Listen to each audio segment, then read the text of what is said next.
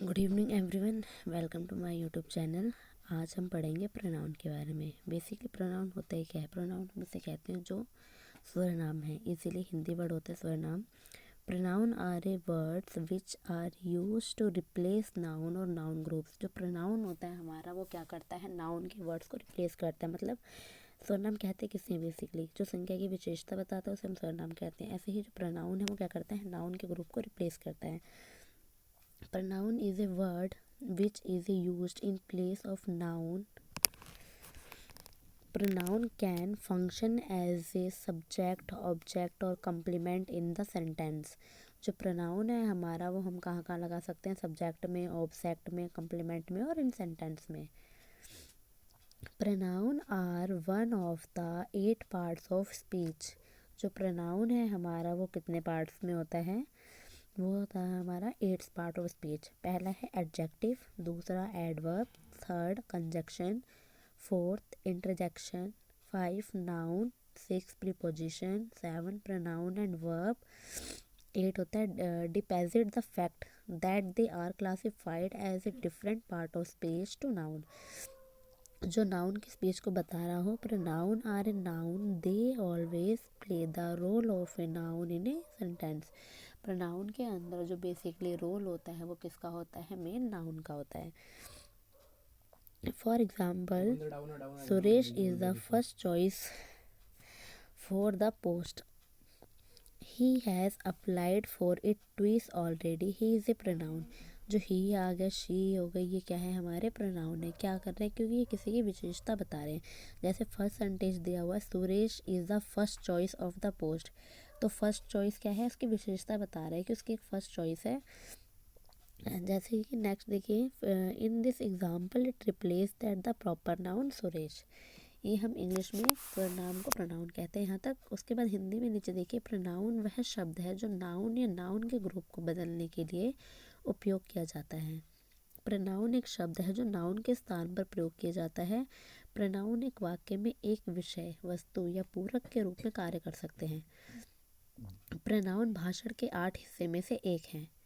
मतलब कि लैंग्वेज में से क्या है? एक है। जो है adjective, adverb, conjunction, interjection, noun, preposition, pronoun और वर्ब। इस तथ्य के बावजूद कि वह नाउन को स्पीच के एक अलग हिस्से के रूप में वर्गीकृत करते हैं, प्रोनाउन नाउन है और हमेशा एक वाक्य में एक नाउन की भूमिका निभाते हैं। जो प्रोनाउन है वो क्या करता है? हमेशा एक की भूमिका निभाता है। मतलब एक की जगह पर आता है। पर्टिकुलर कोई चीज़ हम बता रहे हैं तो वहाँ पे हमारा क्या आएगा? प्रोनाउन। उसके बाद काइंड ऑफ प्रोनाउन, स्वरनाम के प्रकार।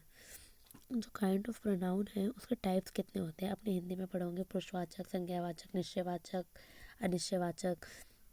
अब हम उसको इंग्लिश में पढ़ेंगे। पर्सनल प्रोनाउन को हम कहते हैं पुरुषवाचक। सेकंड है डेमोन्स्ट्रेटिव प्रोनाउन, संकेतवाचक, जो हमें संकेत देता है। थर्ड है हमारा अनिश्चय स्वरनाम। फोर्थ संबंधवाचक स्वरनाम। 5 है रिफ्लेक्सिव प्रोनाउन, निजवाचक स्वरनाम। और 6 है हमारा प्रोसेसिव प्रोनाउन, अधिकार संख्या स्वरनाम।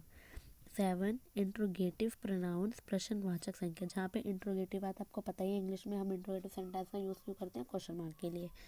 उसके बाद 8 है रिसिप्रोकल प्रोनाउन, पारस्परिक संबंधित वाचक सर्वनाम। 9 है हमारा डिस्ट्रीब्यूटिव प्रोनाउन, व्यष्टिवाचक सर्वनाम। एम्फेटिक और एम्फेसिस प्रोनाउन होता है हमारा दबाव सूचक सर्वनाम। ये हमारे प्रोनाउन के टाइप्स हैं, काइंड ऑफ प्रोनाउन। कितने हैं? 8 हैं। उसके बाद फर्स्ट देखिए, personal pronoun, they refer to, represent to a person और thing. The personal pronoun are I, you, he, she, it, we, they. जो हमारा पर्सनल होगा पुरुष में, उसमें क्या चीज़ आएगी? आई आ गया, यू आ गया, शी, इट, वे, दे। ये हमारा आएगा पर्सनल नाउन में, पुरुषवाचक में। सेकंड है हमारा पर्सनल प्रोनाउन। यह एक व्यक्ति या चीज़ों को प्रस्तुत या प्रतिनिधित्व करते हैं। The personal pronoun are. जो पर्सनल प्रोनाउन है ये क्या करता है? पर्टिकुलर एक व्यक्ति को, जैसे मैं और आप हैं, तो इसे क्या कर रहा है? ये एग्जैक्ट बता रहा है, चीज़ों को प्रतिनिधित्व करता है, बताता है। द पर्सनल प्रोनाउन से I, you, he, she, it, we. For example, I go to school, you are a student, they are a column, he work here, he gave her food हो गया. The word is the refer to an object. I drunk it, it is a big. They cut is a into always. Second है हमारा demonstrative pronoun. This types of the pronoun are used to demonstration or indicative. For example, this, that, these and those are all demonstrative pronoun. Pronoun are used to replace specific people or things which have been the previously mentioned और are understood from the context. जो demonstrative pronoun है वो क्या करता है, हमारा specific चीज़ों को, ब्रॉड चीज़ें जैसे पूरी डिटेल्स में अभी जो पढ़ते हैं उसे कहते हैं स्पेसिफिक, उनको बताता है डेमोन्स्ट्रेटिव प्रोनाउन. सेकंड है हमारा, यहाँ पे नंबरिंग गलत दी हुई है. थर्ड है डेमोन्स्ट्रेटिव प्रोनाउन. इस तरह के प्रोनाउन का प्रयोग दर्शन या संकेत के लिए किया जाता है. मतलब कि डेमो से ही पता चलता है कि आपको कोई चीज़ें जब दिखाई जा रही हैं तो हमें संकेत दे रही, उसे पता चलेगा. इस तरह के प्रोनाउन का प्रयोग संकेत के लिए किया जाता है. For example, this, that, these and those are all demonstrative pronoun का उपयोग विशिष्ट लोगों या चीज़ों को बदलने के लिए किया जाता है जिनका पहले उल्लेख किया गया था या संदर्भ से समझ रहे हैं. This, for example, this is my mother, that is my pen, this is organs small, do not point this. जहाँ पे दिस का यूज़ हो रहा है, दैट का यूज़ हो रहा है, स्टार्टिंग में हो हमारा डेमो आ जाएगा, क्योंकि हम डेमो करके बच्चों को दिखा रहे हैं कि ये दिस इज़ ए पेन है, ये दिस इज़ ए बुक है, दिस इज़ ए नोटबुक है. तो आज के लिए इतना ही. नेक्स्ट वीडियो में आगे प्रोनाउन की पूरी डेफिनेशन हम बनेंगे. Okay, thank you.